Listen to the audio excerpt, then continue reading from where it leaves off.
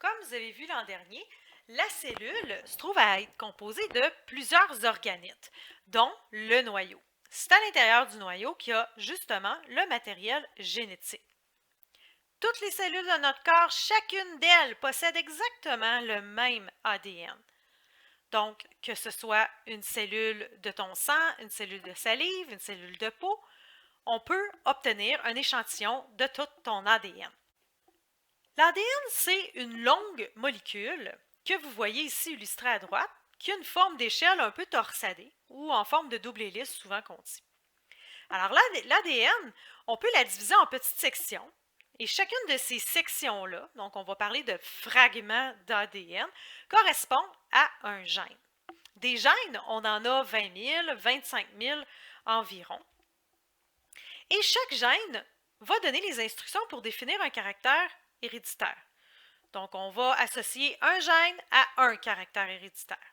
Qu'est-ce qu'on entend par caractère héréditaire? Bien, en fait, c'est ce qui va définir les traits d'une personne, comme par exemple la couleur des yeux, la couleur de la peau, la taille d'une personne, sa grandeur.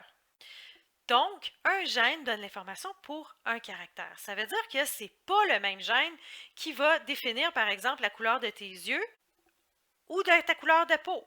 Donc, ça va être deux gènes différents.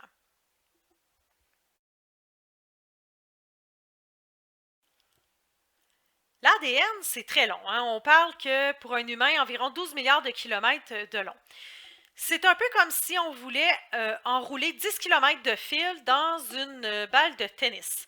Alors, la majorité du temps, on retrouve cet ADN-là sous forme libre. Ça veut dire qu'elle est toute pêle-mêle. Mais on a des longues molécules d'ADN et chaque longue molécule peut s'enrouler juste avant la division cellulaire, on va en reparler, pour former nos chromosomes. Alors, qu'on voit ici illustré là en bleu. Et l'ensemble de nos chromosomes forme ce qu'on appelle notre génome. Donc, l'ensemble de notre matériel génétique, c'est le génome que l'on possède. Quand on parle qu'on possède 23 paires de chromosomes, ça signifie que chacun des chromosomes, numérotés de 1 à 23, sont disponibles en 2 exemplaires. Donc, ce qui signifie que chaque chromosome, il y en a un qui provient de notre père et il y en a un qui provient de notre mère. C'est la même chose pour les 23. Le 23e chromosome, en fait, celui-là, c'est celui qui définit le sexe de la personne. Alors, si la personne possède 2 chromosomes X, à ce moment-là, ce sera une femme.